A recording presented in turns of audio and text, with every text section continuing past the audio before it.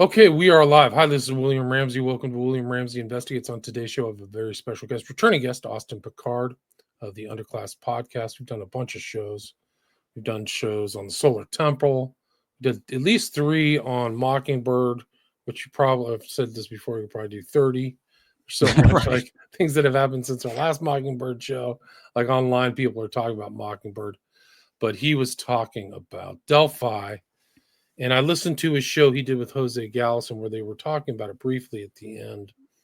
And people have been reaching out to me like, hey, you got to look into this show because there's so much that overlaps with True Detective. We talked about the Hosanna Church.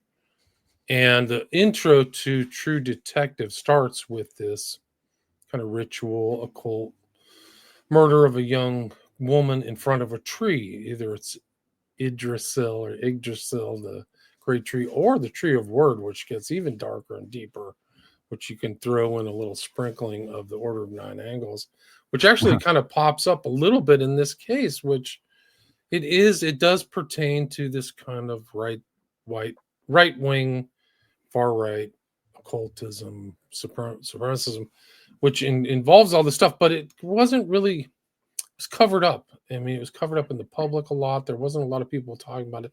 Maybe some people online, but certainly there's a lot more to this story of what's known as the Delphi murders, which we were talking in the pre-show. It was a huge true crime case, really one of the great mystery cases that occurred. This disappearance of 2 young girls, a 13 and 14-year-old, on the 13th of February.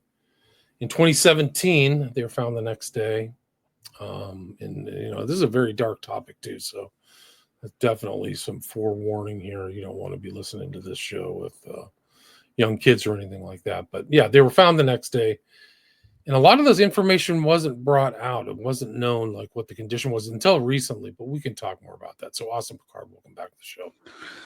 And thank you so much, William. I always appreciate you having me on, of course. I should say, just to start, I'm forever grateful that you have me on and give me these opportunities. Like I've told you when you first brought me on, I've admired your work for a long time. So I was always kind of desperate for a seat at the table in a way, if only for the opportunity to kind of have these constructive and more worthwhile conversations that I felt like weren't entirely being addressed in the alternative media landscape as often as they in my mind, really should be covered much more frequently. But anyway, I'm forever grateful, William, and I appreciate you as always. But I kind of think a great place to start, if only to kind of stage the theme in a way, which is, of course, I think the area that these murders took place, which I believe to have been a ritual, in many ways, a sort of neo-pagan occult ritual that combines this sort of Nordic pantheon of gods in many ways, and has introduced this kind of this specific group who I believed were responsible for this potentially. And I don't want to get too ahead of myself, but they were called the Vinlander group and are very much in that vein of Odinism, and which is this occult ideology within this neo-pagan framework. It's very interesting, but something I was not really, I hadn't been too aware of this, and I'd almost been, as far as my acknowledgement of these sort of the modern existence of a lot of younger people, even being read in on a lot of these neo-pagan ideological, kind of foundational principles. It was something that, as I said, I was entirely unaware of, and honestly, how just how overrepresented it truly seems to be in this clandestine way, right? Because it's clearly not in the, I would say, as I don't know. I don't think the public is very aware of this kind of framework of occult beliefs, but so I instantly thought of Delphi as far as the occult aspect of the oracle at Delphi, right? And that kind of instantly stuck out to me. And then also I'm aware of the Delphi technique, this Delphi method that was developed by the Rand Corporation, which, if in all the different things that we've discussed, including like Laurel Canyon, and even you can point to like the Project for a New American Century and the PNAC New Pearl Harbor, really, what became a call for a new Pearl Harbor, which was, of course, leading up to 9/11. That all kind of originated within Laurel Canyon through the Rand Corporation in many ways, so that they have this kind of clandestine hidden hand within a lot of these areas of interest that we discuss often. And so, yeah, that I'm always considering like this kind of this now at this point, the layers stand out to me, right? And I can't help but acknowledge them. So it doesn't seem like it's by accident. It very much seems by design. And so anyway, I kind of start there, if only to acknowledge that fact. And then beyond that, the way that I was kind of introduced to this was, first of all, of course, when you had introduced me to the Hosanna Church scandal, which sent me down these various rabbit holes and led me to really the Delphi murders ultimately. And that was something entirely unexpected, I will say. But it's really just been overwhelming and extremely fascinating and extraordinary story, as really on every single level. So right, and maybe we could just do an overview. I said like the date of the actual disappearance was the 13th of February, the day before Valentine's Day. Valentine's Day, thanks. So people knew, like they knew the kids were going to be out of school, or kids had the day off. But it kind of gets deep. So you had these two girls, German, and what was the other girl's name? Abby. Liberty German, and Mm-hmm. And so the two girls are out. They're at a distinctive site at this railroad trestle, right? And they're out and they're Snapchatting like young teens and stuff like that. Yeah, and I'll have to actually send you. I have one article specifically pulled up that I wanted to send you because we could potentially pull it up whenever we get to this part of the story, which involves this Snapchat profile specifically, right? Which I think is worth discussing. And so here, I'll send this to you in the private chat briefly, and then I'll bring it up. And so they're known to be on social media, and the other, like these other potential perps are also on social media, Facebook and things like that, which investigators found out. But anyway, they disappeared. They're missing for almost 24 hours. They're found kind of down. The police then, put out just a little snippet from their social media of a strange looking guy that's all over the kind of, if you know the story, you know who this person is. Some guy in kind of a blue, windbreaker shirt with something on his head, a kind of a strange hat, looking down. And they released the audio that says something like "down the hill," right? And so that's all people knew. Like they wanted to identify who this person was. And it's all over social media. There's famous podcasts based on the case. That's tons so of social on. And then 5 years later, this guy, Richard Allen, gets arrested for it. And it's kind of like the evidence that they had the affidavit, right? So they had the probable cause affidavit, which I read, which there was like, we can get into the details. And a lot of this stuff wasn't publicized, but the girls were found. There was a bullet casing found in between the girls from a .40 caliber bullet. I'm very skeptical of that stuff. Well, I'm right. Me too. Which supposedly is found in between them, which is very strange in a death where the girls had their throats slit. Cut.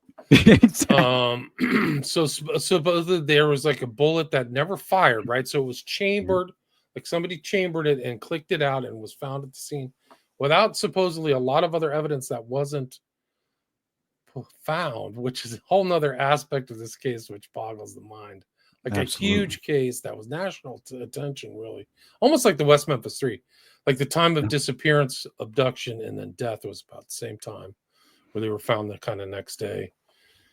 But a lot of evidence was like bungled, right? So like the crime scene was not fully cordoned off, and the evidence wasn't taken for certain stuff. They didn't seem to know what they were dealing with. But Anyway, the probable cause affidavit that led to Allen's arrest, it was this gun, and then he was a suspect. So they did, a search of his home. There were knives at his home, so he had a knife collection, which would be, because I don't think they ever found the knife that they could confirm was the murder weapon, right? But there were overlaps with him, and then he supposedly confessed in conversations with his wife, I believe, from jail or something like that. Yeah, something like that. Yeah, well, this is where it gets really complex. Exactly. So then he gets arrested. He gets these two defense attorneys, and they do some research, and they come up with a 100 and very long, filing, 130 pages, where they talk about this kind of Vinland Odinism as a problem, which they didn't really believe. They had a guy that they were working with, was a researcher, and then there were stories of leaked crime scene photos went out, and it wasn't them, it wasn't the attorneys, but somebody they traced back to one of their researchers. So that was one of the cases. But then the judge, I think Hole was her name, is that right? Yeah. It was Diner, and then there were two judges specifically that come to mind. And they didn't want that. They thought it was unethical for them to go that route when the evidence was pointing to that route. And the evidence does point to that route, because after that filing, there's a couple of reports. I think that one was a 12-page report. I think it's called the Murphy Report or something like that. But also it's in one of the exhibits, which I didn't have time to find. But there's another report that came out that was kind of based upon that, called the Click Report. This was 2024, March 18th, 2024, which kind of goes into all these details, Click or whatever. But also it goes back into 2021. One of these people who's involved in the investigation literally is in Indianapolis or something like that. And somebody tracks him down and blows him away with a gun, right? Yes, Shane Meehan was the perpetrator, and we'll get into a few of those details as well, because it's so interesting to see how it first of all played out, but then you pry into the background of this individual, Shane Meehan, that rolled up to the federal building in Indiana and lured out Detective Greg Ferenczi and executed him on the spot. He lured him out by throwing Molotov cocktails at the federal building, first of all, which is, and he had an arsenal in his truck. Very interesting. And so he lures him out, executes him on the spot, gets in a firefight with other federal agents who came out after the fact. And then he is injured, but somehow or another, he winds up getting back into his truck, escaping the scene and fleeing to a nearby medical facility where he's treated for his wounds. So it's a very strange story, but you pry into his background once again, and what do you find? And this is, of course, you have to keep in context and in mind that there are deep and direct connections to the Indiana prison complex, essentially, and these prison guards being directly connected to the Odinist groups, right? Even going so far as to wear these patches that are proving their loyalty to the Odinist group and show these triangular Odinist symbols that are specific to the group itself, which once these specific, and I have the names and everything, and we'll get into it again, but once these specific prison guards, it was discovered that the attorneys were very much aware of, because they had been visiting, of course, Richard Allen, they were very much aware of these prison guards wearing this Odinist loyal patch, right? Right, which you can see here if you're watching this on Rockfin or Rumble or X, which is we're streaming to X. You can see this symbol, right? This triangle within the triangle. In Odin we trust. This is in their filings. It's really unbelievable. But so this weird overlap. So Ferenc gets killed on July 7th, 2021. And it goes all the way to the top. Like Christopher Wray gives him an FBI special agent badge for his, service and dying in the line of service. But it's go ahead. Meanwhile, the federal investigators are removed from the Delphi case, which is just extraordinary timing in itself, right? The fact that directly after the death of Greg Ferenczi, who's, one of the lead investigators on the Odinist task force, including Todd Click as well, who would not remain silent once this occurred. Of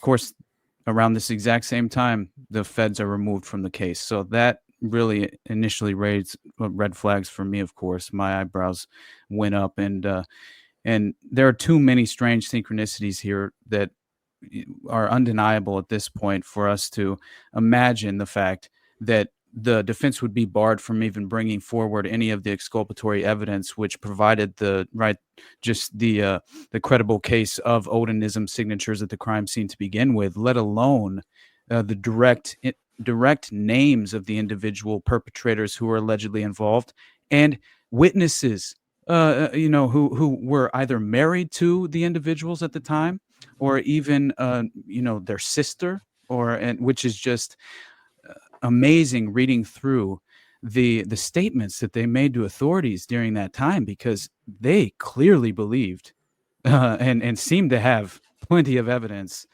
to prove out this fact that these individuals within the Vinlander group were responsible for these ritual killings in Delphi at the Monon High Bridge Trail. And it convinced me, I'll be honest, right? It's something that I try and remain objective as often as possible, but going through a lot of this, it was very difficult to not become, convinced in many different ways. So, of course, I'll try and leave it up to the audience to make up their own minds and discern for themselves. But it's very difficult not to come away from this case and the details alone. Right. And even they were surprised. This guy Click is surprised when he heard that Alan was arrested. He's like, what happened to all our other research? Like he is saying, like, why is this guy arrested? Because this one, they did so much research, Murphy, Ferenczi, and Click, on this other group, like networked group that left all kinds of tracers or social media things before the events of February 13th, 2017. And they had all these guys together with the Vinland t-shirts and all the stuff. Like, this is a direct quote. I mean, we can mention their names. People can find these names out. Right. But these were people under investigation who said, I located a photograph with approximately 5 individuals wearing Vinlander t-shirts. Identified so-and-so, A, B, as well as a gentleman standing in between the two that I immediately recognized to be so-and-so, an individual from Rushville, Indiana, right? So this connection to another city. Right. People had been arrested numerous times from the Rushville Police Department, so I was very familiar with them. And it's just like, there's all these pictures and other connecting evidence with these same things. And like, people had pictures of sticks and this whole weird thing. Oh yeah. And the two that specifically, stuck with me, as far as resonated with me in regard to the perpetrators, I believe to their stories individually, the evidence is too just extraordinary. And that was, I believe, Elvis Fields and Brad Holder were two, and I'm sorry, I named them specifically in my episode. So, but I honestly, these are publicly known names. These are not things that we're revealing for the first time. I'm just saying that they were under suspicion. Absolutely. And strange stuff. They said motive for their involvement in the murders might be the concept of blood in, blood out, which means social acceptance into their secret circles. And one of the questions, it kind of overlaps with the West Memphis 3, is how does one guy supposedly have control over 2 victims? Like, how does this happen? So that's an open question. Like, the complete disappearance for almost 24 hours where there's like a search going on. How does that happen? We know. You can get into the details of the crime scene too. The bodies. I'm going to show some of the visuals that are there. Yeah. They're not the actual pictures, but the way the bodies are laid out. One of the girls was naked, and the other one had the other girl's clothes on. Exactly. Yeah, it was so clearly a staged crime scene, and and beyond that, as we will show, it's very clear that through the staging of the crime scene, this was undeniably an occult ritual. The way that it was staged, let alone the position of one of the girls, right, and the crown of antlers that were clearly designed to, specifically for this purpose, and had even used an electric saw, which was proven to have, it clearly implicated, predetermined sort of anyway, it's interesting because even the FBI's behavioral analysis unit, which I find very interesting, determined that the individuals responsible for the homicides were involved in Nordic beliefs. And that Brad Holder individual I mentioned, his son Logan happened to be dating Libby. Wow, right. So there's like direct connections, yeah. Absolutely, man. And so again, my first the way that I kind of approached this case to begin with was the strange synchronicities to the original victim that you had pulled up from True Detective, right? Because I found it so interesting that it was this sort of true to life representation of this just extraordinarily unique circumstance at this fictional crime scene that was almost duplicated in more ways than one in a sort of copycat imitation crime. And that's what it feels like in Delphi, Indiana. So, and of course, like we said, February 13th, their bodies are found on Valentine's Day. And in that first episode of True Detective, the initial victim's body was found in the sugarcane field. Her corpse had been staged against a tree as if in prayer, with her head crowned with deer antlers, and her body surrounded by twig lattice works, of course, closely resembling these Cajun bird traps. And so the disturbing and cryptic triangular crooked spiral symbol carved into the back of the murder victim happens to be the exact symbol used by pedophiles to indicate their preference in little boys. And of course, I instantly think of Pizzagate. Right. My first instinctual reaction is to think of the connection there due to Besta Pizza. But Austin, this has already been disproven. They've debunked it. I mean, my bad, William. Yeah, I'm sorry. I mean, do you know that guy, the Welch guy who did the shot at Pizzagate, is the Hawk Tua girl's cousin or brother or something like that? No Have you heard that? No way. I did not know. His name is Welch. Her name is Welch. Yeah, Edgar Madison Welch. They're relatives. He was just shot and killed in a routine traffic stop, allegedly, this past week. And I looked into that. They're cleaning it up, man. It seems like a loose end. Yeah, it really does, especially when you consider his father and the connections to Forever Young Productions. Edgar Madison Welch had an IMDb page. Wow. Yes. Wow. And I think Pizzagate, it wasn't debunked. It was way worse than even people knew at the time. 100%. I way worse. Yeah. Because I only read those Instagram kind of posts, but they didn't know. There were parties there that had Kamala Harris's sister there. Somebody a hair's breadth from another stolen election, almost like her sister was heavily involved. She's on there with Hunter Biden. I saw you post that. Yeah, like nobody knew it at the time. I didn't know. No, I didn't know her sister. Like, I mean, and some of those videos of her and her sister together, Kamala, and I forgot what her sister's name is, Maya. Right. They're unbelievable. So crazy, man. No, these are all coincidences, William. Yeah, right. As we're meant to believe, right? No, this is a scary case. This one, Delphi, because there's clearly, in my opinion, my take is there's something going on, even within the judiciary and the law enforcement. Like there's something really uncomfortable, and they need to go back and look. What it reminded me also of was the Arliss Perry case. Oh, yes. Strangely, some of the laying down of these, and when I was reading the case, I was reading it when the laying down of these branches, there was that opposite, almost like the compass and the ruler of masonry, like they were making this triangular form, which was Arliss Perry, right, on a very important date too. So maybe this is like they chose, like this had to be done on Valentine's Day as a real profane kind of thing, which that's the way some of these occultists think. They're thinking in the context of like degrading Christian ideas. Like Valentine's Day is really a Christian holiday, right? Oh yeah, Saint Valentine and all that stuff. So and Arliss Perry, for people who don't know, there's other weird, strange murders that happened around her at that same time. So I was wondering, did you come across any other kind of weird, other than the Ferencz death and these deaths? Something tells me these are experienced criminals. Oh Like yeah. that's how they got away with it for 5 years, and maybe still got away with it today.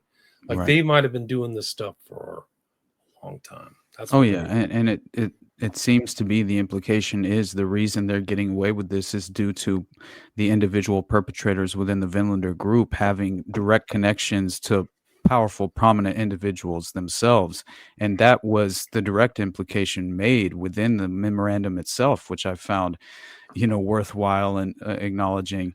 But right. Wasn't the girlfriend or saying you got to be careful of this guy? He has powerful friends, right? She kept saying exactly, yeah. over and over. Yeah, and he even told his wife at the time. He said, I can't protect you if you keep asking questions, right? I can only protect you so much." And that was what he told her. So he had many people backing him up and powerful friends. He was very nervous while telling her these things and was whispering like he was fearful someone else would hear him. Like this is like there's some kind of network or something. Stay away from him. He had killed a lot of people, and it didn't matter if they were innocent or not. My God. Yeah, so they're scared of each other. Like this is like a mob, Right. Environment. Like you don't talk about this guy because that's stuff. Yeah, this case is really incredible. So Right. true. Yeah, what I found interesting was that basically Richard Allen had witnessed the girls at the trail, at the Mononhigh Bridge Trail. He had gone back home to his mother's house. I think at the time, due to her illness or her state of health, he and his wife were both living with her at that time. And so he had gone back to the house, said he was essentially, he had said he was, I believe, watching the stock ticker while he was there, just kind of walking the trail, stopped a couple times. Then he went back to look for the car. And Totally normal, right? Just like yeah, just happened to exactly. be there on the day of like one of the most horrific murders in American history. Exactly. He said he Yeah. went there to look at the fish, right? Yeah. Yeah. Like his That was story it. doesn't make sense. So. No, it doesn't. But it was interesting to me because his wife, she mentions to him that the authorities, right? So because he tells her the story after he gets home. Apparently, he says where he went and all this, and so his wife knew that he had gone to the trail that day, and so then within 3 days' time, the authorities are asking for any witness accounts to come forward. Because the girls' bodies had been found. And so this is the part I found strange, of course, but also not so strange if you're considering his innocence, only because it's in the context of his wife coming home saying she had just, been become aware of the fact that the authorities were requesting any sort of witness statements. And so he goes, "Oh shit, yeah, obviously I'll go down and immediately provide a statement." And so he does, and he goes down there and explains to the investigators what he had seen that day and witnessed that day. And so then 5 years after the murders took place, based on the Independent reported this, that in September 2022, investigators reviewed a misfiled tip after a volunteer file clerk discovered the error in the tip. A man by the name of Richard Allen, of course, had been the one to self-report 3 days after the murders to being on the trails on the day of the murders and reported seeing Williams in German. So it almost, to me, I'm thinking they need a patsy, right, to wrap this up, because it had gained so much attention within the public as far as just true crime. A lot of different people were kind of tuning into this story, who are like true crime watchers and listen to podcasts and things such as that. And so it had kind of gained a lot of momentum in, I believe, the sort of the just public perception and awareness of the case. I think you're 100% correct. It was Yeah. huge. Like people made careers. I think there was one really popular podcast on this, like Yeah. Get Down to the River, Down to the Banks, it was called, or something like that. Yeah.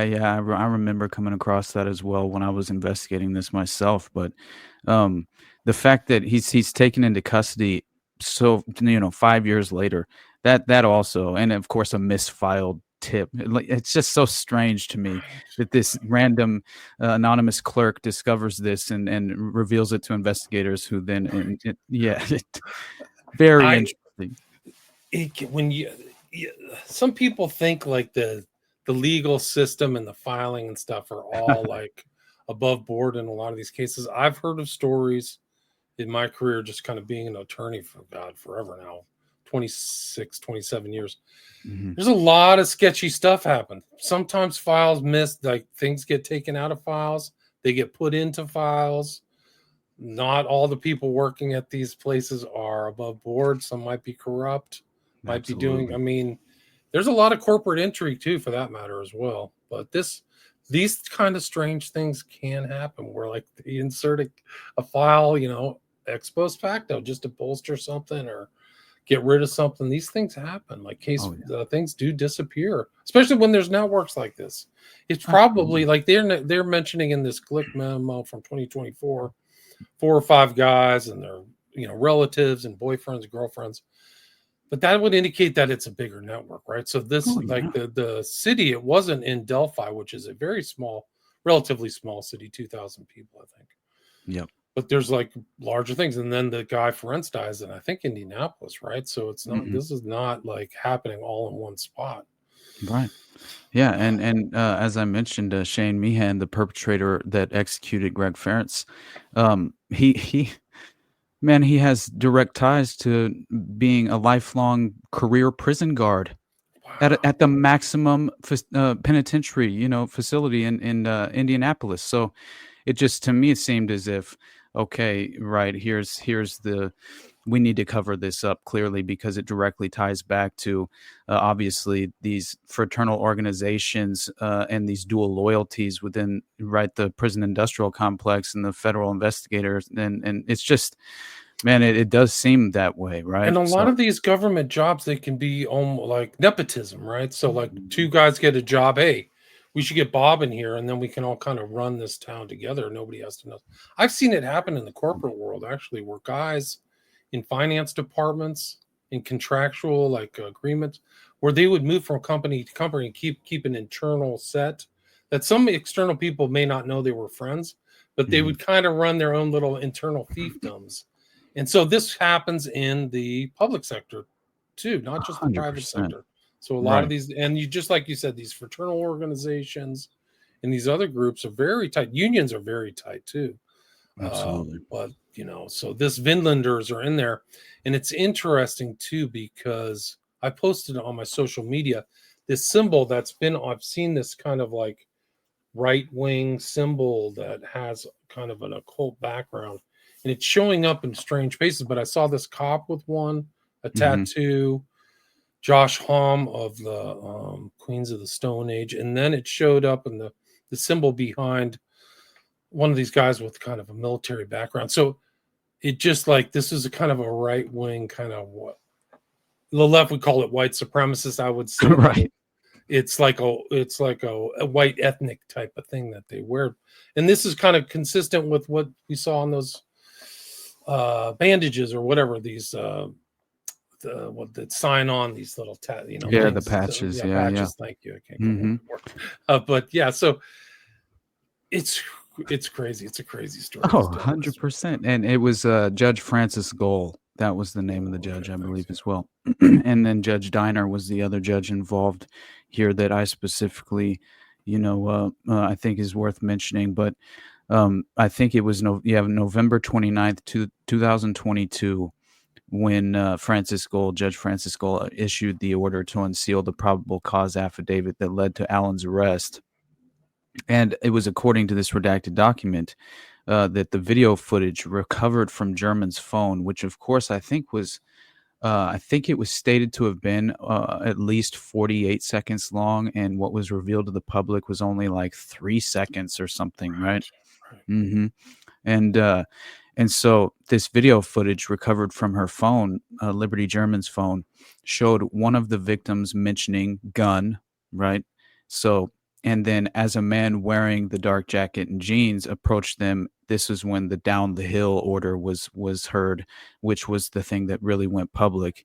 And so this is when the investigators claimed to believe that Allen was the man seen in the video.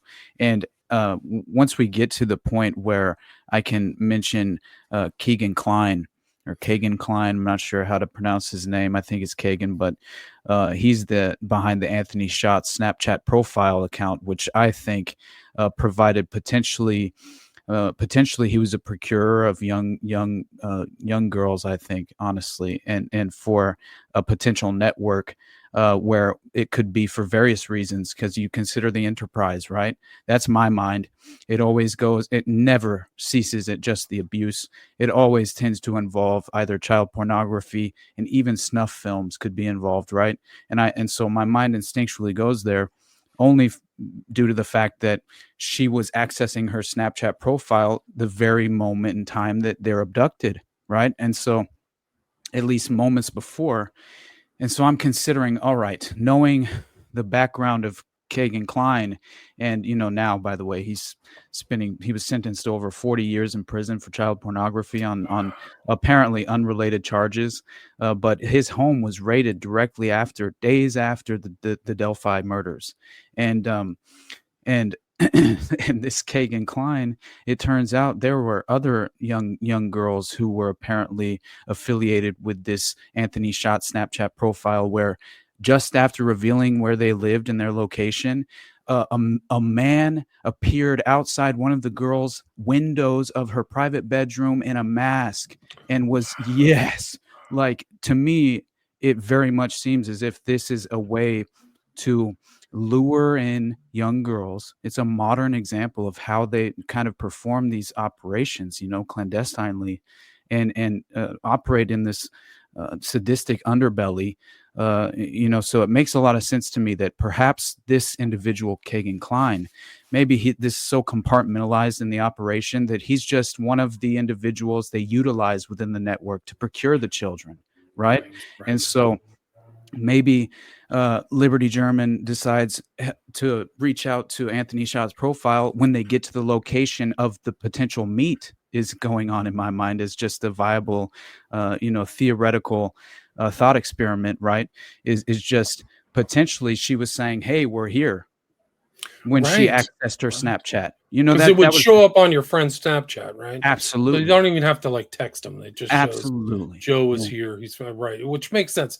It's very consistent with the 764 Mhm. type of behavior that BX has studied. I did a little bit because it's associated with the ONA, but they did the same things, fake accounts, and then also kind of luring in, hey, I'm just a fun-loving guy, or I'm 17, or exactly. They lie about Use their a age. picture of a young male model. Yeah, looked like a Justin Bieber type. That's what this Anthony. So a 14-year-old girl's like, oh, a cute, young guy, a little older than me, perfect.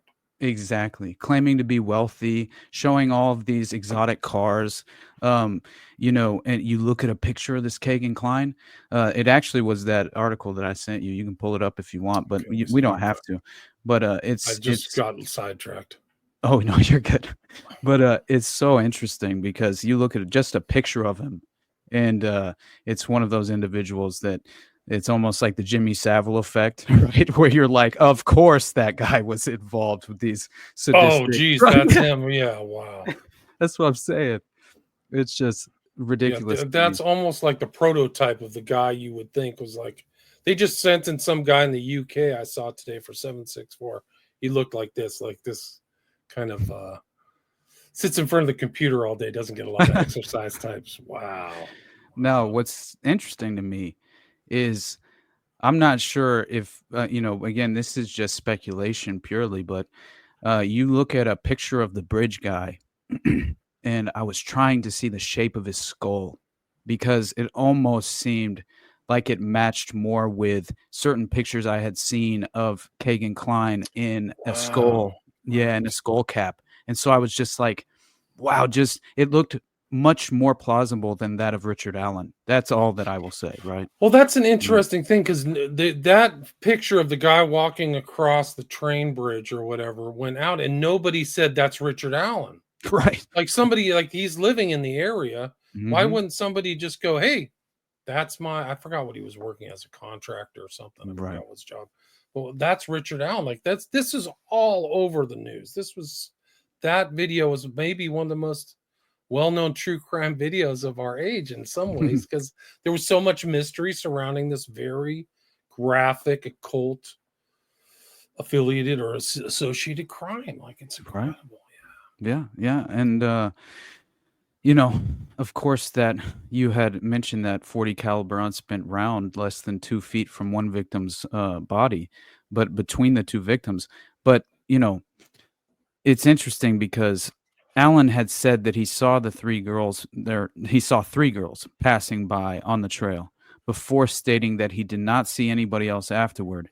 He then said that he went on his phone to watch the stock ticker while walking on the trail before deciding he could not find his black 2016 Ford Focus on the trail property. That I thought was a weird aside, but after finding his vehicle and driving back to his mother's Peru home, Allen said he continued to watch the stocks. Afterward, that is when he's told by his wife that Allen said that he told his wife that he was on the trail that day, the day the girls went missing. So then that's when, of course, as I mentioned before, his wife said the police were looking to talk to people who may have information. And he went to the sheriff's office and spoke with the Department of Natural Resources officer. And that was so in October of 2023. That's when Judge Gohl removed the defense attorneys citing gross negligence due to crime scene photos being leaked from their offices, allegedly. And the attorney's removal was appealed, of course, to the Supreme Court in Indiana. And yeah, look at that picture. You see that picture? That kid looks just like Justin Bieber, right?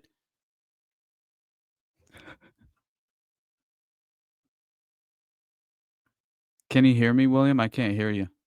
My cat's making noise in the background. Okay, so I muted it. But yeah, no, he does. He doesn't look anything like the perp, and it's a catfishing thing for young teenage girls. Like, this is the 100%. Teenage girl hook or whatever. Absolutely, yeah, and ski mask. Yeah. This is all. When you look at the overview of this whole case, like, network is what comes to mind for me. Like, it's like 100% network. This is, and they've been doing stuff in the past too. Like, for all of my like sensibilities, like, there's something else they've done. Other crimes, like, it gets dark. Like, you can do CSAM is the new term for cheese pizza, right? Which goes back to Pizzagate. That was where I learned these terms. Really, a lot of these terms, and walnut sauce, and even what's the other term? The other term for somebody who likes kids was a map, right? Like, I didn't know map until Pizzagate. Like, I didn't know that term. I'd heard pedophile, but there's like, I got a map. That was one of the Podesta things too. Right? Exactly. This was all in the framework of the Podesta emails being leaked. I remember during the Pizzagate, because that's what you're exactly right. That's exactly how I was, kind of, raised my awareness to this as well, because I had no idea that there was this coded language that was being utilized by these. Well, of course it would function like that. You would have to imagine after, with hindsight, of course, but yeah, hot dog equaling little boy, pizza equaling little girl, or no, just girl. Handkerchief, which I forgot what that means. But they like correlated all the symbols with the FBI symbols. Oh yeah. And then they, even in the emails, they had those 3 kids, like the Lovato sisters, or will be in the hot tub, or like, what the hell is that? Yeah. Like, that's their it's advertising for this stuff. Like, whoa. Right. Oh, 100%. Yeah, one of the suspicious emails from Tamara Lozado, who seemed to be running that strange little networking, for children, right? Right. Wasn't there a ranch too somewhere out in close to West Virginia? Yeah. Wow. Crazy. And then I think the guy who was actively involved at trying to debunk it publicly was a Democratic operative who then got busted with like 6 gigabytes of cheese pizza, child porn, CSAM, whatever they call it now. I think CSAM is kind of the going word, but going term or acronym. But the Pizzagate was not debunked. Sorry, guys. It's way worse than you thought. It was just a real, I think that they had to put the clamp down on it. Yeah. Just probably like this case too, like something from like weird things happen in these cases, was the Franklin cover up, or the Finders or Right. the Atlanta child killings. Like, weird things will happen in these investigations. We're like, okay, we got the guy and we're done. Alan's done, move on, clear our hands. Let's move on to the next one or something. Like, this Delphi case is way super disturbing. 100%. Like, I bet these were targeted. And it's a lot like what's going on with the SFKs. Like, these kids are online, so it's a two-way street. They're looking at this fake Justin Bieber looking kid with like abs and like 5% body fat or whatever. But there's somebody's looking at them, right? Yeah. So they're like, that's what I think is happening in the SFK. So these guys are on these male apps like Grindr or Plenty of Fish. I can't remember the other male apps, but they're on there. They're thinking they're going to meet somebody like that. There's probably a picture of the optimal gay dude. Exactly. But that guy's a fake or a network. Just like that. This kind of what I think is going on here. This is my opinion. Yeah. A network. And so, but somebody's looking at them. So the guy like Joey LaBute, that was the first case that I did out of Columbus, Ohio, fairly close to this, Indiana. He was on Grindr. That was his last thing. So somebody's looking at him and they're like, absolutely, that's my target right there. So. Yeah. I think they've kind of evolved and sophisticated their procurement methods, right? And it makes all the sense in the world. Why would they not utilize just sort of every facet available to them? I mean, it makes, again, you look at things like North Fox Island, and I was thinking that in my brain. I was 100%. Right. And Dean Coral, and that one guy, the Pegasus Group, and all that stuff. Yeah, and the Spartacus International involved with the Elm Tree the Elm Guest House, which just directly implicates prominent politicians and prominent private sector individuals in the UK. Once again, sharing all the same strange synchronicities to Kincora. That's all you have to point to, and you can see perfectly witness the Anglo-Irish vice ring in action, and Lord Mountbatten and the Jimmy Savile network. I mean, these things have become the King, undeniable. King Charles is right there, baby. Whoa, that's disturbing. Like, that's really sick. Like, his mentor was Mountbatten, and when the IRA blew up Mountbatten off the coast of Ireland, there were like 3 teenage boys on the boat with him. Oh my God, something like that. So Mountbatten had a penchant for young boys. Yeah, he was like David Ferry. That was his target, was the teen boys type stuff. Oh yeah. Apparently there was like prostitution, things like that on Malta. So he would go to Malta. Like I did. Oh yeah. I'm looking forward to. We should have you on again. Let's do that Knights of Malta thing. I would love to have that conversation. There's a lot there. It's very important, especially with this Trump thing happening in 4 days. Like, they're all on his. If you remember, Kellyanne Conway was like his lawyer. The new girl at the time or something. I think she was kind of like a legal advisor without portfolio, something like that. But she was always on TV, like disputing for him. The new one, Alina Habas, her dad is like the comptroller for the American part of the Knights of Malta. He's literally in like rituals and stuff like that. And this is like goes back to the Crusades in the 11th century. That's fascinating. The Order of St. John, like they literally like John the Baptist. Like these guys are carrying on that tradition. I'll have to send you an old newspaper article I found from 1989 that was talking about Robert Maxwell and having this very exclusive gathering on the Lady Ghislaine, his yacht, and that the primary attendee was Donald Trump. And it was so strange because it's worthwhile. I'll send it to you after this because, again, it's like I've been kind of attempting to trace the connections between the Maxwells and kind of also, the power brokers standing tall behind Trump in this very moment, because I just can't help myself but always remain skeptical of anyone's rise to prominence. Always considering like what are the special interest groups behind this to sort of only to remain sort of, hopefully I can kind of know what to expect when it comes to the upcoming.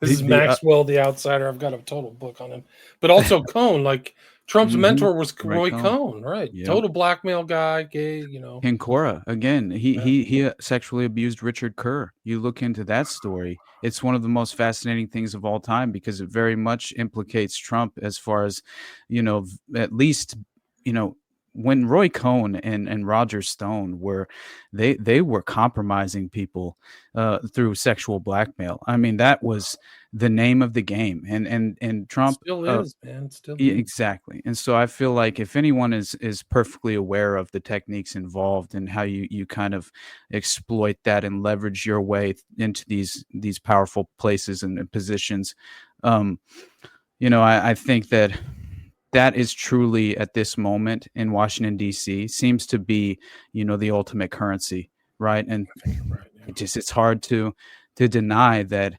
DC operates in deception and deals in blackmail. You know what I mean? And all the way back, dude. All of we talked earlier about the Omaha network. Yeah. And was it the Madam or whatever?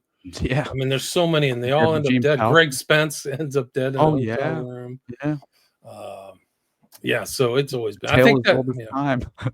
I think so. I think that these. I mean, and you have to see Maxwell and his daughter, and Epstein is probably some of the greatest spies of all time. Honestly. Yeah. I think Robert Maxwell is a really. I mean, for what he was fighting for, which was Israel as a Zionist. I mean, there's a picture. There's a video of him. Like he was born in like the Jewish area, but also this Eastern European where they're fighting right now. Mm-hmm. But his family, I think, would have been born. His real name is Abraham Laszlo. Like he went really? through, yeah. He has a very Hebrew name, but interesting. he was born where so much of the killing fields were like there. I mean, the Jews were all killed along that line. It used to be the Pale of Settlement, 6 million. Yeah. He had a lot of different identities, didn't he? He did. He was a very clever guy. Mm-hmm. I mean, he had a lot of support. There's people like he had the support of MI6. He had the support of the Mossad, obviously. But there a time where there was a time, I think, wasn't there, where there were rumors circulating that he was also compromised by Russian intelligence, and he was like more than even just a double agent. He was a quadruple agent. Yeah, exactly.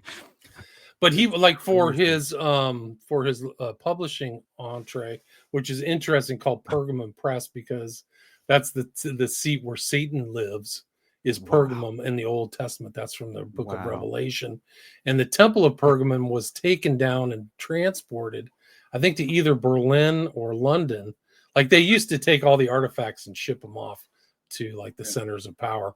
This is as old as the hills. This is thousands of years of history. They used to take it to Rome.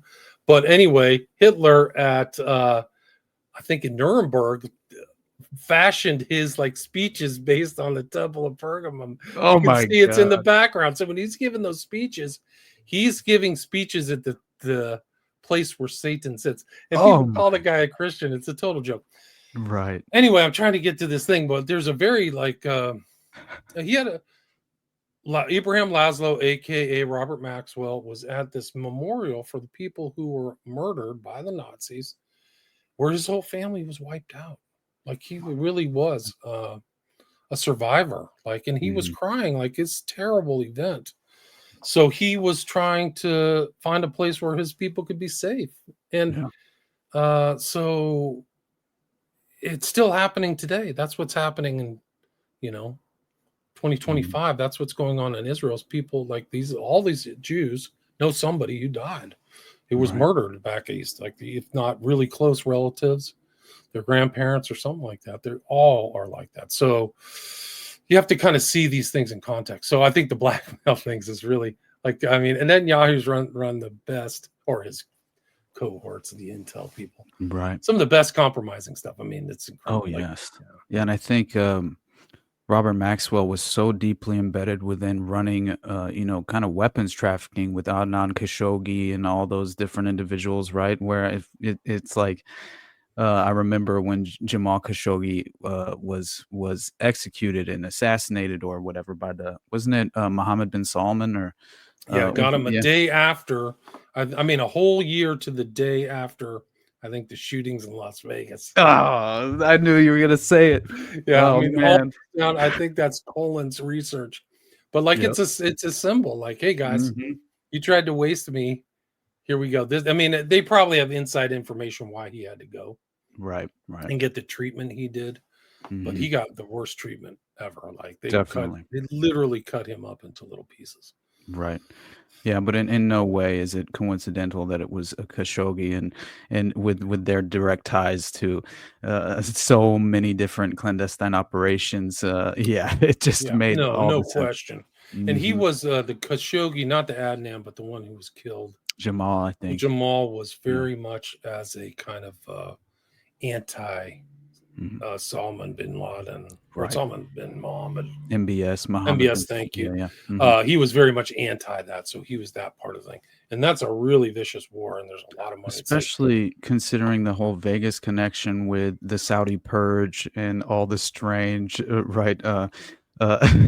It's not sightings. covered. It's not covered enough in the U.S. Like, No. you get little glimmers of this, but the battle for, you know, who's gonna run the Kingdom of Saud is Mhm. vicious Yeah. and really competitive, and there's a lot at stake. And Oh, it's yeah. not in the billions, guys. It's Mhm. in the trillions. There Yep. are trillions of dollars at stake in the Kingdom of Saud.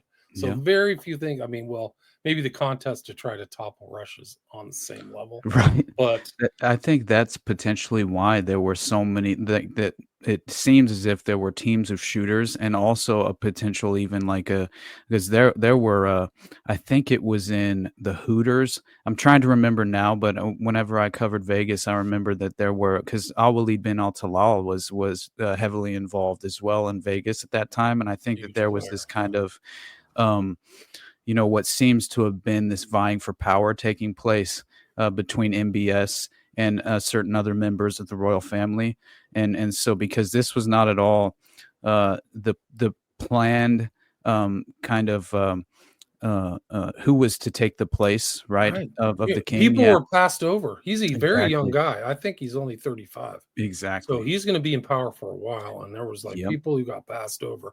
And and he the bin ruffled a lot. Saud, the royal family's Byzantine beyond Byzantine. It's Oh super yes, complex. It's a yes. really interesting story because to seal all the tribes together, Saud, the original Ibn Saud, I forgot what his first name was, King Saud, Mhm. before World War II, he had to be sexually active with all these people so that they would all bind together under him. So he had a Wow. huge harem and he had tons of offspring. Like, I don't even know how many offspring the King Saud had. He's a really Mhm. remarkable guy, really a big guy. You'll see a really good picture of him talking to Teddy Roosevelt. Oh He went wow. out there to negotiate. Yeah, because the U.S. used to do until recently. The boneheads who run the country now have the relationship between Saudi Arabia and the U.S. has gone cold because of Mhm. these idiots under Biden. But they Right. used to really covet the relationship between the Saudi Arabians and the U.S. and they used to have a good relationship, like the Bushes did, and all this other stuff. But Oh it yeah. was a really good meeting of the minds. Like, at a certain point, the Americans are like, "Hey, we got to really curry favor with these guys," and they Mhm. did. And there's a really interesting meeting between Saud and it's pictures of it, and Roosevelt, I think in the 30s, Yeah. late 30s. Yeah, I'm pretty sure there was a very heavy hand within the kind of like just really the overlapping interests of helping sponsor and manufacture Al Qaeda as this kind of intelligence proxy force that very much seemed to have been facilitated through Saudi Arabia in many ways, especially considering kind of that um, Wahhabism factor, right? That they just kind of play into that more extremist, radicalized version of the interpretation of Islam, in many ways. And then, of course, like a lot of the different principles and laws. I mean, it's so strange. Saudi Arabia, just the kingdom itself, and the different. Like, I mean, I think they still execute individuals for witchcraft, I believe, don't they? Yep, yeah, they Which, still yeah, cut your head off. Yeah. yeah. And Yeah, very treason and all that. Well, they're the keepers of the holy cities, Mecca and Medina, so they have a kind of a privileged thing. But the Bin Ladens, that's like where the Bin Ladens made their money. The dad of Osama bin Laden was a huge kind of architect for the Saudi royal family. So that's how they kind of like had all their cash. So they're a mix of kind of like, at least the elites at the top are very westernized, but also the what they give out to the public at the front is like they're the most loyal to the principles of Islam. But exactly.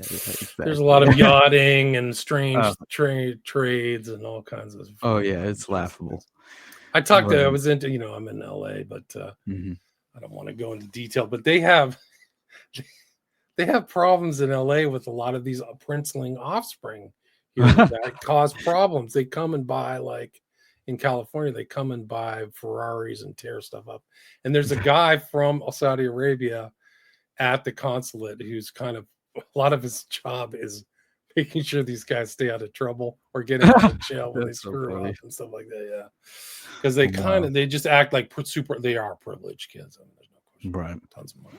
That's hilarious. But, I'm not surprised by that. That's where they want to go. Is they want to go? They must be based on the media or something that they have in Saudi Arabia, but they target like Los Angeles because of the sunshine, and what they see is that kind of lifestyle. So they don't know anything about like Portland or San Diego. Right. It's just what they want to live that privileged life. Las Vegas. Anyway, I don't know. We got off this like beaten track, but it's really Robert Maxwell. Robert Maxwell, interesting guy. So this may tie all the way back into this. There might be something going on really dark with these two deaths, like a network, like something really absolutely big. And that's why I mentioned this Anthony Shots Snapchat profile, only due to the fact that I think that it's not by any accident that he sort of crops up within the framework of the Delphi case, and then of course it was, I think, December 6th, 2021, when Indiana State Police investigating the Delphi murders, they asked for help from anyone who had contact with the Anthony Shots account profile. Yeah. Detectives said the account with the username Anthony_Shots was used on Snapchat and Instagram, among other social media platforms, in 2016 and 2017. It's important, of course, to mention again the fact that just minutes before their abduction and capture, Libby had gotten this video of the man known as Bridge Guy, and so she had posted that picture of her best friend as well on Snapchat as they walked along the bridge. And state police had said the person behind the account used the photos of the male model, portrayed himself as being extremely wealthy and owning numerous sports cars. So investigators said the person used the profile to communicate with underage girls, to solicit nude images, and want to know if anyone got requests to get their address or try to meet with them. Police said they've identified the male model that was used in the photos on the account and say that man is not a person of interest in the Delphi case. So that was kind of like a public service announcement. And if you remember, it was almost like one of those cases, one of the most, if not the most relevant case in regard to like internet sleuths, right? And kind of like the call to web sleuths, all that stuff. Yeah. Like and kind of the call by the authorities involved in the investigation to call this hotline number or whatever it was, and this is the line that you would, of course, tip line, right?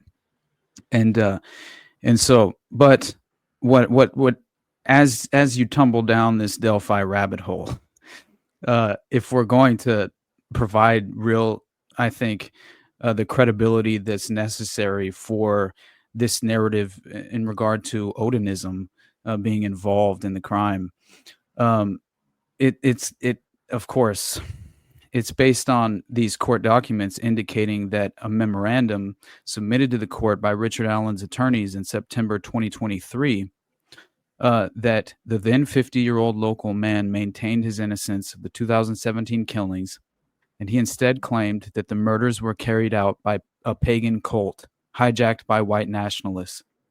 Members of pagan Norse religion called Odinism, hijacked by white nationalists, ritualistically sacrificed Abigail Williams and Liberty German, allegedly, according to his attorneys in the documents. So Allen's attorney said, that the possible Odinism signatures were left behind by the killers at the crime scene, with the victims' bodies staged by trees with branches and sticks laid across their bodies in the shape of these pagan symbols. The murders of Libby and Abby had never, of course, publicly been linked to Odinism before the defense made those claims, but according to Allen's attorneys, law enforcement officials were exploring the cult's possible involvement as early on in the investigation as February 2018. So they were almost instantly, considering the Odinist connections. But non-public, right? So it Right. didn't come out in 20. This is the remarkable 130-page document. Mhm. Like they're going through and like laying down the runes and the whole history of Odin and the power of these runes. The runes have meaning. So it's almost like runic stuff. Like the Nazis were into runes as well. Oh, yeah. But the runes are invested with spiritual power, I would say, and meaning. So it's very important if they believe that. Yeah. And there was carved into the tree side was something that looked like a modern day F, which runically has some other Ansuts or something was the rune. Yeah. But yeah, it refers to, among a few other things, I think, but it definitely is a reference to Odin specifically. Yeah. And it was the woman had to have been a lot of blood, and there wasn't, my understanding, there wasn't much at the scene. So the bodies had to have been killed somewhere else and placed there. So that's very dark. And they didn't catch some of the other, like according to what I was reading today, I could be wrong, but there was other DNA evidence of an unknown male on the girl who was naked. So they never found that. Like that would have been your tie to who did it. Right. So how could you, especially in the modern day, like that's the CSI effect. You go for the DNA. They didn't even do that. So that's even more and more suspicious. It's so crazy. No doubt. And it's very important that you just mentioned that, honestly, because there were clear and obvious ties to these individuals, as far as one of them being Elvis Fields, who I'd mentioned before. And you just, bringing up the DNA evidence on one of the girls' bodies. Well, that should raise anyone's eyebrows, because the evidence known to law enforcement demonstrated a clear nexus between Brad Holder and at least 4 of the other suspects: Elvis Fields from Rushville, Patrick Westfall from Delphi, Johnny Messer from Rushville, and Rod Abrams from Rushville, now living in Connorsville, according to the memorandum. And so the Unified Command, they had been aware that Elvis Fields confessed to his sister that he, Elvis, was involved in the murders, even providing to his sister's intimate crime scene details, of which only those present at the crime scene would have familiarity at the time. And additionally, Elvis Fields told his sister Mary on February 14th, 2017, the day the girls' bodies were found, that he had been present at the killings, and that he, Elvis, now had a brother and was now part of a gang. In February 2018, Elvis had been questioned by law enforcement but denied involvement in the murders. However, after being dropped off at his trailer following the questioning, this is the part that you mentioning that fact a moment ago instantly brought this flooding back into my mind, that Elvis had turned around, walked back to the police car, and according to the police report, he asked the state trooper if his spit is found on one of the girls, but he could explain it away. Would he still be in trouble? Right. The state trooper that heard Elvis utter those words, Kevin Murphy, was not part of the Unified Command, which I believe to have been compromised in the cover-up, but immediately relayed Elvis's disturbing question to Jay Harper of Unified Command, and of course nothing was made of this. So Elvis Fields also admitted to a different sister named Joyce that he had in fact spit on one of the girls. He also told her that he was on a trail and a bridge with 2 girls that were killed, and that he was going away for a long time. Elvis's alibi for February 13th was also probably flawed. State troopers who weren't part of Unified Command determined that Elvis's roommate concocted a story concerning Elvis's whereabouts on February 13th. This roommate was Rod Abrams. So Abrams had told a story claiming on February 13th that he, Elvis Fields, and a man named Ned Smith were visiting a sick friend in Muncie, Indiana. Unfortunately for Rod, this story conflicted with the story that Elvis Fields told law enforcement as to his whereabouts on February 13th. So these shady alibis were relayed to Unified Command. Furthermore, Unified Command knew that on February 1st, 2018, Elvis's sister passed a polygraph examination when asked if she were telling the truth about what Elvis had confessed to her. These were the parts in the memorandum that just were like, what? Like, how can you read through this and then bar the defense from bringing forward the exculpatory evidence that led them to make these claims? You know, it's like that alone should, okay, so we can't bring forward any of this line of questioning to provide the Richard Allen with a defense, and we can't expose any of this evidence to the jury. Right, that's the whole purpose of the legal system. Like, you just let the jury go, oh, guys, I don't believe anything that you said. You know, whatever. That's what you do. That's these weird, like, judges now. The same thing happened to Jones in Austin. They didn't let him even have a defense. Exactly. Like, that's not a court case. This is a show trial. Yeah, it's a show trial. Come on. Exactly, man. And then for them to the way that they did and in the fashion they did in the sentencing hearing with Richard Allen, man, they were just berating him, the authorities in the court, just telling him what a sadistic monster he was. And at this point, he's just rolling his eyes and shaking his head. That's what was expressed in the various articles explaining what had happened within the sentencing hearing.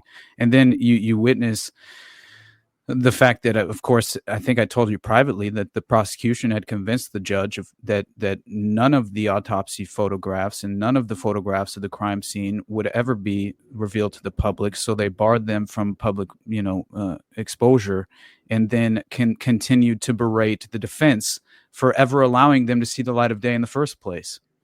And meanwhile, you see a press reporter ask the primary attorney, I believe, for the defense, one of them, like what are your plans for, I mean, I would imagine, and this was, of course, his reaction as far as what is Richard Allen's, plan for the defense, upcoming defense, plans. And of course it was, we're going to exhaust the appeals process, but you kind of see his emotional state. And I'm always kind of just looking to see if there's anything that seems authentic to me, and if you could potentially make any kind of, at least factor it into a character assessment. Talk about a defense attorney who just looks like their soul has been crushed. Right? I mean, my God, I felt so bad for the guy. And he just like barely even, I don't even think he made eye contact when he's getting into his car at being asked this question. Yeah, they've got him under his thumb. I feel sorry. I felt sorry for the same thing, like for the guy who was the defense attorney for the guy who supposedly killed George Floyd. Like, he was just going through the motions. They never even brought up that he was on drugs in that case, or that the autopsy said he OD'd. Like, exactly. That would have been my whole defense. I would have just got up for 5 minutes and said, hey, this third party said he OD'd and died. Done. Exactly. He couldn't have killed him. Yeah. But, I mean, it was all politics. So something else is going on here. Like, the American trials are not like in a untainted environment. They're tainted by these things that are going on. It's not just this case, but it's all of them. And there's really Alan is not a big guy. He's like 5'4". So he's got control of these two girls. Like, something is going on. And one of the interesting aspects with just kind of doing a cursory reading of this memorandum you mentioned from 23 is they have like how many points is this? Is how he couldn't have done it. 92 different points of how somebody acting alone couldn't have done it. And something happened on the day. Like, there was also elements from the environment on the days of the crime. Like, there was flooding in that river, right? So the river went up, and to get to that part, there was some element that they would have had to have crossed water Is that Yep. right? Did you ever Oh, yeah. remember something like that from a case? Oh yeah, yeah, yeah. It all falls apart within the context of the excruciating details of this case, and again, it goes to show why, you had Todd Click, the investigator on the task force, just begging the question, how, with all of this evidence we've put together through the task force, through the exculpatory evidence put together by the defense, but then just what was provided by the investigators within the task force. He's saying it makes no sense whatsoever to even imagine that Richard Allen and not some other potential perpetrator were responsible for these murders. And again, it's just, how many different things can we point to besides, right? Like one of the member, Johnny Messer, right, that I had mentioned, his ex-girlfriend, Taylor Hornaday, she's telling the police that Johnny Messer and Patrick Westfall were like brothers. And she said that he had allowed Johnny to borrow her car on or around Valentine's Day, 2017, and that Johnny drove her car up there to hang with his Vinlander friends. When he returned her vehicle, it had dried blood over one side of it. Johnny Messer refused to discuss the details of how the blood got there. Johnny Messer's ex-girlfriend further stated that it took her several car washes to finally remove the blood. And meanwhile, Messer has claimed that he had never, not once in his life, been to Delphi, home of his brother, Patrick Westfall, and near the home of his other Odinite brother, Brad Holder, whose son, Logan, again, was dating Abby, right? Was dating Libby. I'm sorry, Libby. But yeah, so again, Vinlander is, of course, this word that's apparently interchangeable with those that practice Odinism. And the state trooper Roland Purdy had stated in his deposition that all members of Vinlanders are also Odinists. And that was, I guess, on the Purdy deposition, page 140, lines 1 through 25. He states all of the facts in regard to the Vinlanders. And so basically the Vinlanders are just this what they claim to be this white supremacist group consisting of Odinists. Brad Holder, Patrick Westfall, and Johnny Messer were all affiliated with the Vinlander group. And yeah, Taylor Hornaday, the ex-girlfriend of Johnny Messer, also confirmed that all Vinlanders were all Odinists, and that Johnny Messer, Brad Holder, and Patrick Westfall were all also members of the Vinlander. So a well-known group. So they're probably, you have these guys that are probably 5 or 6 hanging out together, but there's an even bigger group. However much you want to give the ADL any credence or things, they're saying online that the Vinlander Social Club is a hardcore racist skinhead gang, is a breakaway faction of the Hammerskins, who's active in Indiana. Like that's like literally what it says from their website. Larger hardcore racist gang, strongest bases of support in Indiana and Arizona. Wow. Like that's from Wikipedia. That's amazing. Nice names. Eric the Butcher Fairburn. Yeah. like that's a nice name.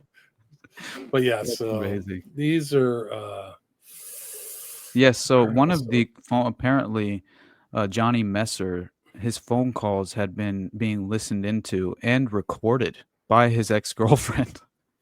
And that and police secured the calls, I guess, the phone, and listened to 3 of these phone calls involving Johnny Messer. And in 2 of those phone calls, Messer was offering money to other people to find someone so they can be injured or killed. So, yeah, he's procuring victims, of course. And then the 3rd call involves Messer bragging about holding a subject hostage and shooting them at his own home. I mean, and then according to the defense, of course, they claim that the Unified Command said nothing to see here, essentially, regarding Johnny Messer, and issued no search warrants for his home, nor did they attempt to utilize an age-old investigative tool referred to as an interrogation. You can tell the attitude in the memorandum in certain spots. It's so very obvious that they've had about enough of this, especially considering the prosecution's attempted, withholding of all exculpatory evidence, which that alone should be, I think, very eye-opening, to say the least, right? Like, talk about, intervening in the justice system and the process. It's like there's no other way to clearly point that out as being a fact. But when you deal with this was one of the most damning aspects of the case to me, just as far as the evidence showing his pretrial incarceration at Westville Correctional Facility. Richard Allen was being monitored, intimidated, and mentally abused by correctional officers who are also members of the Odinite cult, as we mentioned before. Two of those correctional officers were even named, Sergeant Robinson and Sergeant Jones. And those Westville Corrections officers were boldly wearing the patches we had mentioned before on their Department of Corrections uniforms that proclaimed "In Odin We Trust," along with another patch displaying the symbols of Odinism, which were the interlocking triangles we showed earlier. And both of those Odinite correctional officers, Robinson and Jones, they also displayed images of runes and or other Odinite symbols on their Facebook pages. So it's exactly like with Brad Holder, who was posting on his Facebook page basically a mirror image of the crime scene where bodies were positioned, and none of it had been publicly available clearly. So this was obviously some sort of implication of his clear understanding of what had happened at this crime scene that was so nearby. And I find that to be just very difficult to embrace that as just a coincidence, because again, he's posting along with other members Easter eggs right on his profile on Facebook. So not only was this Odinite Brad Holder and his son dating Abby, but Brad Holder's social media posts were taunting the very police that refused to fully investigate him. And so the defense believes that the court would be shocked at the number of clues or Easter eggs, both before and after the murders, that Holder openly posted on his Facebook page that pointed the finger to his involvement in those very murders. And what it's and crazy. Holder looks like the guy. They have pictures of him online. He looks like the guy with the cap crop. Doesn't he? Yeah, more than Allen does. Yeah, I believe. There's pictures of him with a cap of that style too, which is strange.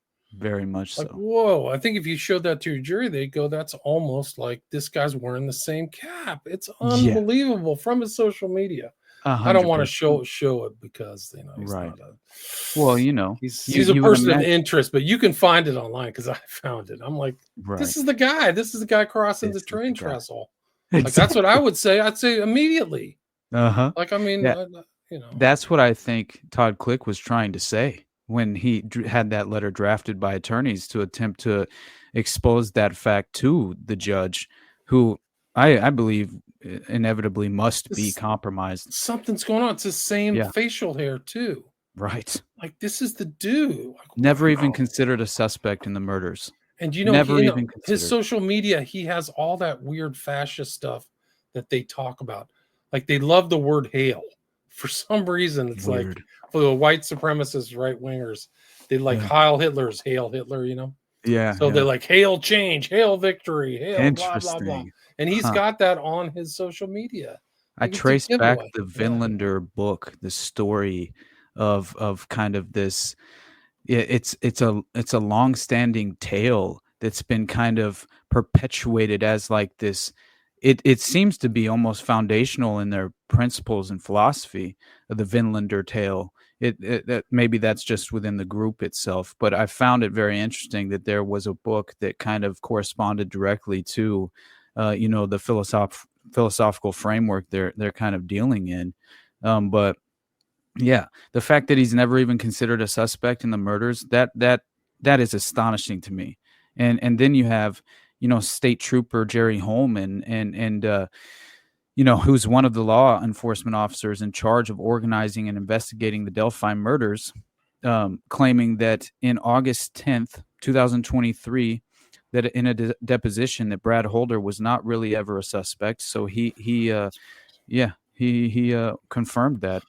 And did you know that there's a Masonic cemetery within a stone's throw of the crime scene? Get out of here. Yeah. It's I did not literally know like that. north of that. The bridge is Wow. near a Masonic cemetery, and the police have odorless vinyl clings on their vehicles. So the police have odorless vinyl stuff. So apparently this flat cap is familiar with odorless. This is a post. I mean, Wow. but like this is like That's they too got much. lured there. The kids got lured there. They weren't Yeah. there by accident. They got dropped off, and so, I don't know if with the intent of this happening, but Right. it's so suspicious. Like the facts of the case that they were taken somewhere, the murder happened, and then placed there in this kind of like symbol, and there's DNA of somebody else they never found. Like it is so sketchy. Mm-hmm. It's unbelievable. This guy looks like wow. It's just incredible. Apparently there was a huge Sikh killing like that involved people from not the Vinlanders, but the Hammerskins. Like one of the things, Really? like I've studied like the global death cult, my book. Yeah. But they like rebrand after every mass shooting. So they'll do like a mass shooting and then a new name. So like they had the nail bomber in England. Yeah. And then it's like, oh, we're no longer the Socialist National Movement. We're the National Socialist Movement in England. Yeah. No, I'm not affiliated with them. I'm with it's almost like a Monty Python sketch. But exactly so many times. So then the Hammerskins become the Vinlanders. And who knows what they are now. So then they can just say, I'm not a Vinlander. The other thing is that they have the kind of same view that comes out of Siege, which is leaderless resistance. So there really isn't any leader. So nobody is going to say they're leaders. And it's a stratagem they take on if they're fairly well read in the right, like the 09A supposedly has no absolutely, which is total baloney. They're lying. But that's what they tell the public. So these guys have, it depends how sophisticated they are on the far right, but they have all those trappings and all the indicators. It's incredible. This story is so incredible. Totally. I don't even think like the people who did the research, like people in true crime, got the enormity of it. No. I don't think they understand the enormity of it at all. No. I almost like they never, like maybe one or two people I said came across the True Detective kind of overlap. Right. True Detective was 2014. This is 2017, so fairly close. But also the kind of far right networks. It's not tied into the far right networks, which really should be like in the public. Oh, definitely.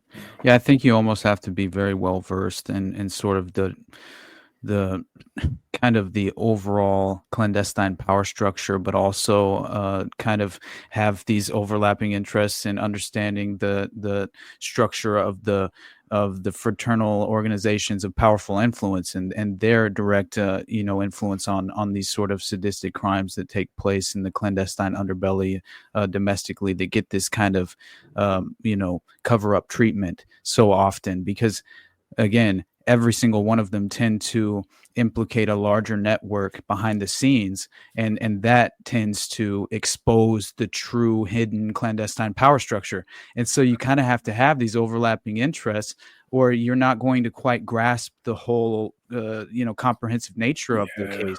I kind of think that's a part of this, and the only reason that maybe we're feeling as if we're figuring out a much more plausible narrative in regard to this case, I think it's only because we're sort of armed with the tools necessary to critically assess it for ourselves. But it takes a lot of discipline and exposure to some of this, I think, that to even be able to approach it in the right way. I agree. It's like Hosanna. They probably just said it's just a church. These guys are networked too.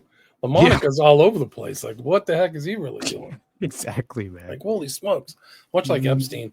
Somebody sent me something. This was interesting. It was that because those crime scene photos were leaked, the woman judge, then held a private meeting with the lawyers, the defense lawyers, giving them a choice between announcing they withdraw or the judge would publicly disqualify them. So she made a kind of a threat, like, I'll either publicly disqualify. So then the lawyer's response to that was, we'll withdraw. But then they kind of pushed back later, saying they were coerced and never actually filed motions to withdraw. So there was a dispute and so much in litigation, well, criminal and civil, there's always a paper record of everything, whether you come onto the case, leave the case. You really have to make like blizzard of paper just to leave a trail of exactly what you're doing, what's going on. So that wasn't there. Then the defense tried to sign on as pro bono attorneys. These two characters, God. Trotsy and things. And the interesting thing is, like, they were publicly excoriated for this response or whatever they call it, this filing that they had. Yeah. But they were never, which is one thing, which is never good, this memorandum.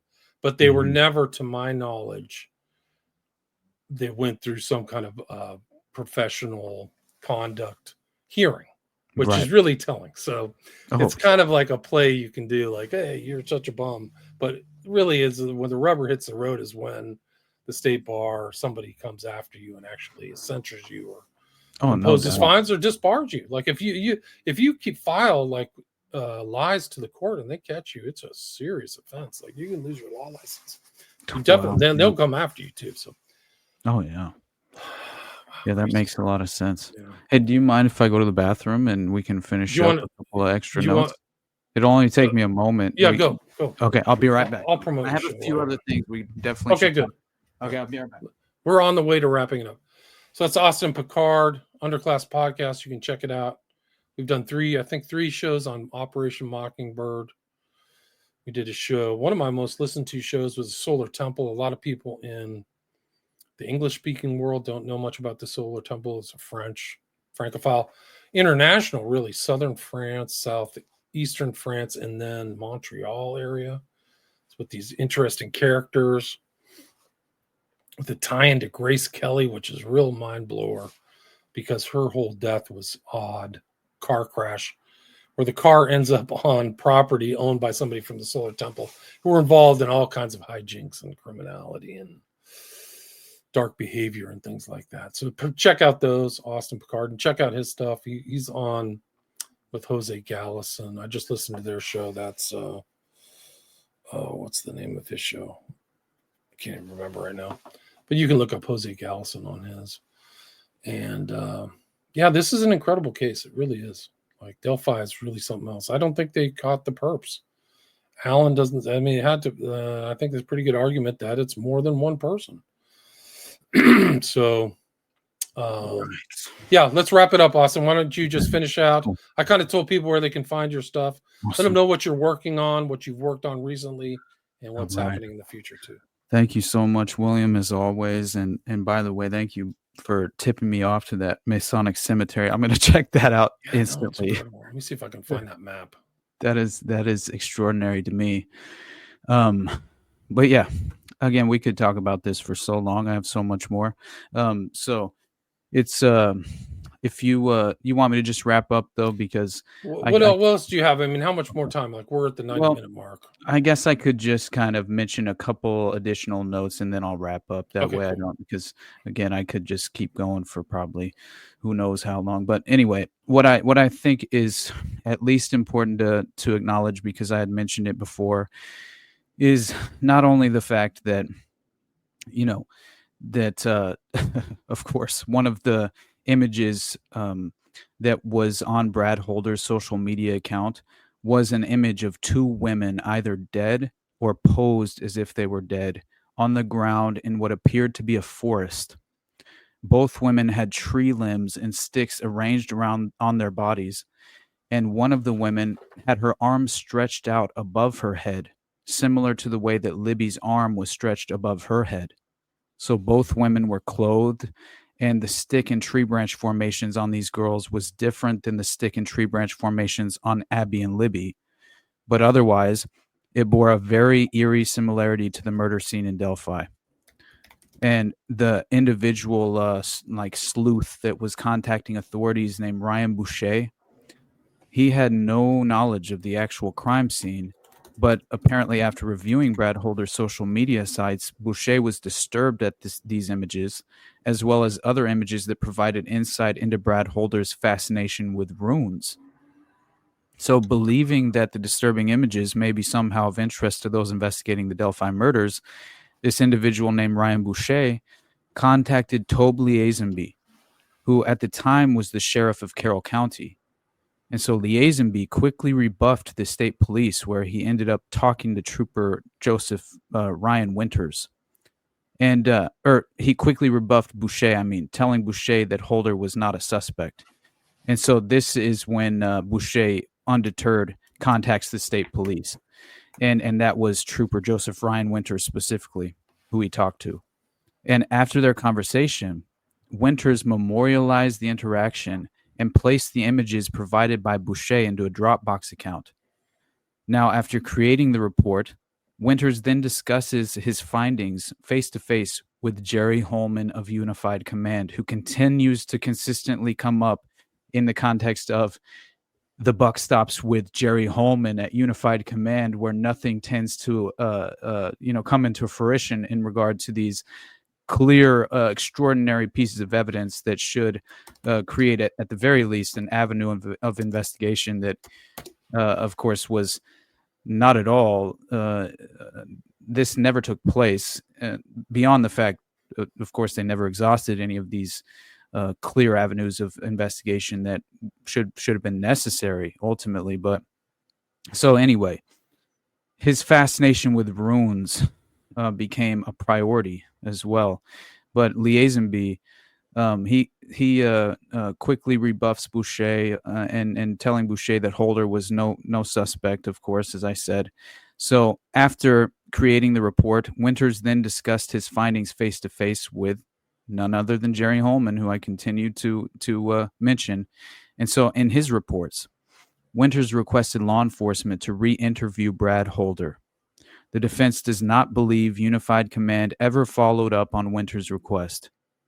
That instantly, with all the connections that Brad Holder has to this individual case, including his son Logan dating Libby, that alone should create some sort of reason as to him, reasoning behind him potentially being a suspect, at the very least worth interrogating or having a conversation with, even if it is in a more casual manner. But still, very much seems as if this is perfectly in line with sharing all the strange signatures of a federal cover-up in many ways. So before I get too carried away, I'll finish with essentially these points here. But so the defense, of course, they did not believe Unified Command ever followed up, and it seems as if they did not. And so it should be noted that the disturbing images found by Boucher in Georgia and placed in the Dropbox by the Winters were not and were never provided to the defense, which is very interesting to me. And in his recent deposition, especially considering, as you said and had mentioned, the strange fact of the judge attempting to remove the defense, and then it clearly kind of blowing up into, I believe it even had gone to the Supreme Court as far as some certain claims were being made in the Indiana Supreme Court in regard to their removal, which then reinserted them in the case somehow. That was the process. I'm trying to remember the exact details, but the process was it inevitably went all the way up to the Indiana Supreme Court, who then reinstated them on the case somehow. Is that how you came across it when you were looking into it? I don't remember. I didn't come across the Supreme Court information. Okay. I need to go back and look at that. I can't claim to be an expert on the Delphi case.